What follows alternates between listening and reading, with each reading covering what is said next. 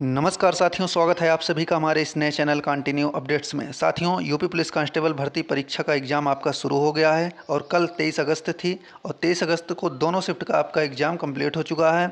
और 23 अगस्त को जो शाम की शिफ्ट में आपका पेपर हुआ था, उनमें जो हिंदी के सारे क्वेश्चन को आज हम डिस्कस करने वाले हैं। इसके पहले जीएस के जो जितने भी क्वेश्चन पूछे गए हैं, उन सभी को जो है डिस्कस करके हमने अपने चैनल पे वीडियो अपलोड किया है। अगर आपने अभी तक नहीं देखा है तो आप उसे भी जाकर देख सकते हैं। और जो पहली शिफ्ट में एग्ज़ाम हुआ था, उसके भी क्वेश्चंस के आंसर जो है आप हमारे चैनल पे जाके देख सकते हैं। तो चलिए आइए देख लेते हैं कि हिंदी में जो सेकंड शिफ्ट में पेपर हुआ था, उसमें क्या क्या क्वेश्चन पूछे गए थे।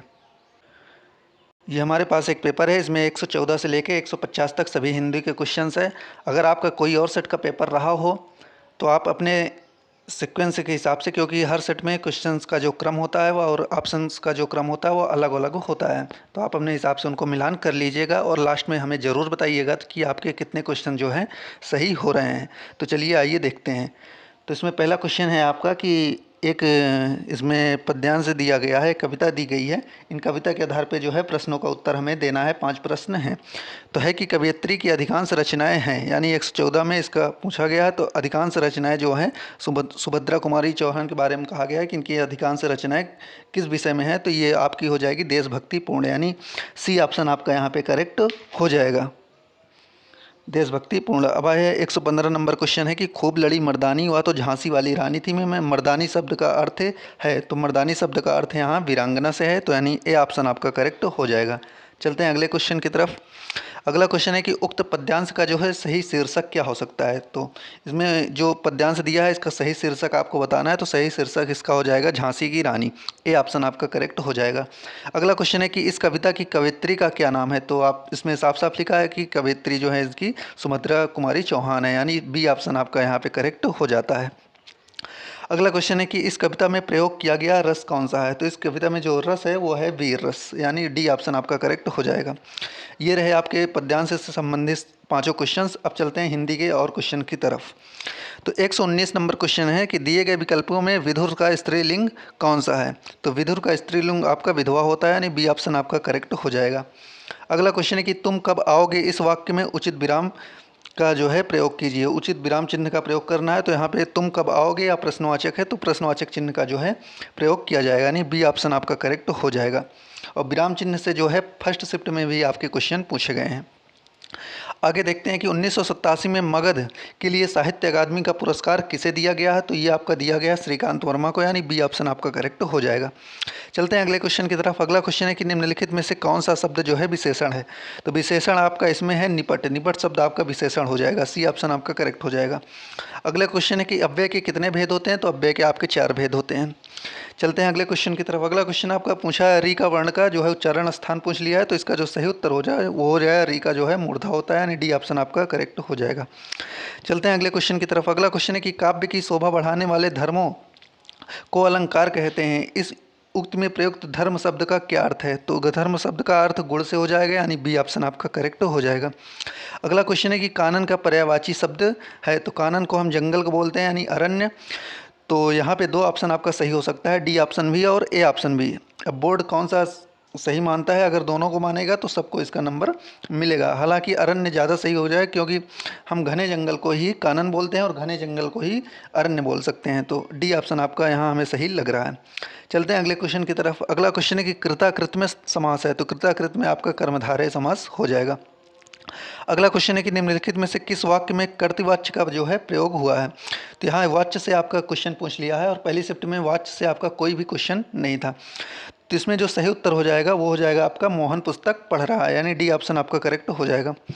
चलते हैं अगले क्वेश्चन की तरफ। अगला क्वेश्चन है कि निम्नलिखित में से पुल्लिंग शब्द को जो है छांटना है। तो इसमें जो आहार शब्द है वो आपका पुल्लिंग शब्द हो जाएगा, यानी मेरी चाहत ये आपका स्त्रीलिंग है, मेरी रंगत ये भी स्त्रीलिंग है, और मेहनत ये शब्द भी स्त्रीलिंग है, लेकिन आहार जो है मेरा आहार, यानी डी ऑप्शन आपका पुल्लिंग हो जाएगा। डी ऑप्शन आपका यहाँ पे करेक्ट हो जाता है। चलते हैं अगले क्वेश्चन की तरफ। अगला क्वेश्चन है कि माघ फागुन में पड़ने वाली ऋतु के लिए एक शब्द है। तो इन माघ फागुन में जो ऋतु होती है उनको बोला जाता है शिशिर, यानी ए ऑप्शन आपका यहाँ पे करेक्ट हो जाएगा। आगे है कि अभिज्ञ शब्द का जो है समभिन्नार्थक क्या है। तो अभिज्ञ मतलब हो जाए जानकार, यानी बी ऑप्शन आपका करेक्ट हो जाएगा। आगे है कि चीफ की दावत कहानी के रचनाकार कौन है, तो ये चीफ की दावत कहानी के रचनाकार आपके भीष्म साहनी, यानी सी ऑप्शन आपका करेक्ट हो जाएगा। निम्नलिखित में से कौन सा अर्धविराम चिन्ह है, फिर से विराम चिन्ह से क्वेश्चन पूछ लिया गया है, यानी अर्धविराम चिन्ह आपको बताना है इसमें कौन सा है। ये आपका इंग्लिश में होता है तो इसका हिंदी से कोई मतलब है ही नहीं। ये आपका अर्धविराम चिन्ह है, यानी बी ऑप्शन आपका करेक्ट हो जाएगा। ये आपका अल्प विराम होता है सी में, और डी आपका पूर्ण विराम है, तो यानी बी ऑप्शन आपका करेक्ट हो जाएगा। आगे है कि इति और इति शब्द का जो है युग्म का सही विकल्प चुनिए, तो इति मतलब होता है समाप्ति, यानी आपका पहला ऑप्शन सही हो जाएगा, ए ऑप्शन आपका यहाँ पे करेक्ट हो जाता है।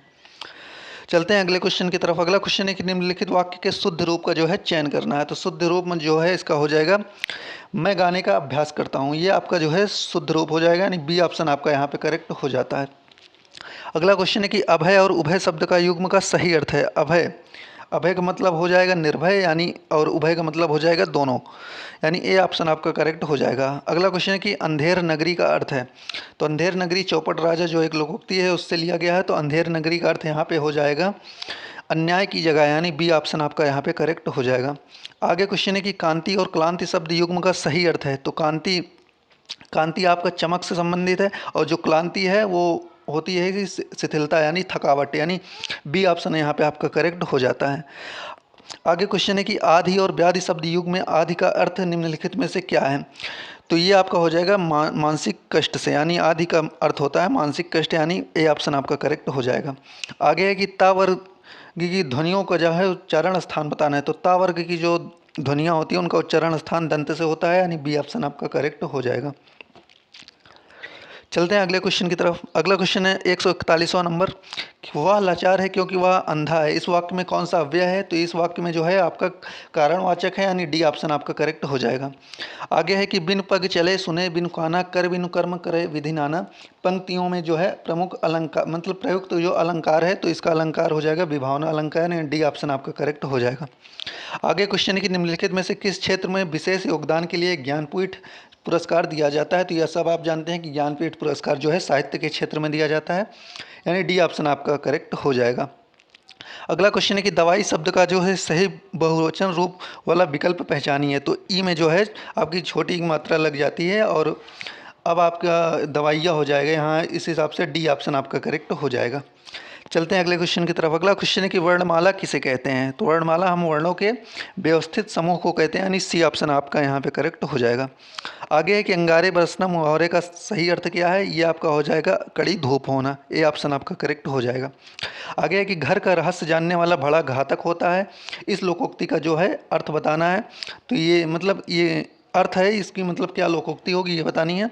तो घर का रहस्य जानने वाला बड़ा घातक होता है, इसका जो लोकोक्ति हो जाएगी वो हो जाएगी घर का भेदी लंका ढाए, यानी बी ऑप्शन आपका करेक्ट हो जाएगा। अगला क्वेश्चन है कि निम्नलिखित में से विशेषण शब्द है, तो इसमें विशेषण शब्द आपका साफ साफ दिख रहा है, सुंदर शब्द जो है वो विशेषण है, यानी सी ऑप्शन आपका करेक्ट हो जाएगा। अगला क्वेश्चन है कि मुझे बारिश में भीगना पसंद नहीं है, किस सर्वनाम का उदाहरण है, तो ये इसमें उत्तम और प्रथम पुरुष दोनों हो जाएंगे, यानी सी ऑप्शन आपका करेक्ट हो जाएगा। और ये लास्ट क्वेश्चन है हिंदी का कि निर्वासित शब्द में जो है कौन सा प्रत्यय है, तो निर्वासित में जो है इत प्रत्यय हो जाएगा, यानी ए ऑप्शन आपका करेक्ट हो जाएगा। ये रहे सभी आपके हिंदी के क्वेश्चंस, और आपके कितने क्वेश्चन जो है हिंदी में सही हो रहे हैं आप हमें नीचे कमेंट बॉक्स में ज़रूर बता सकते हैं, और कोई भी डाउट हो तो आप नीचे कमेंट बॉक्स में हमसे पूछ सकते हैं। और आप वीडियो को अपने दोस्तों के साथ ज़रूर साझा करिए, और वीडियो को लाइक करके चैनल को सब्सक्राइब कर लीजिए, क्योंकि जो आने वाली शिफ्ट है उनका भी जो है आंसर की हम लेकर इसी चैनल पर आएंगे, ताकि आप सब्सक्राइब किए रहेंगे तो आप तक नोटिफिकेशन पहुँच जाएगा। तो मिलते हैं हम आपसे नेक्स्ट वीडियो में, तब तक के लिए नमस्कार।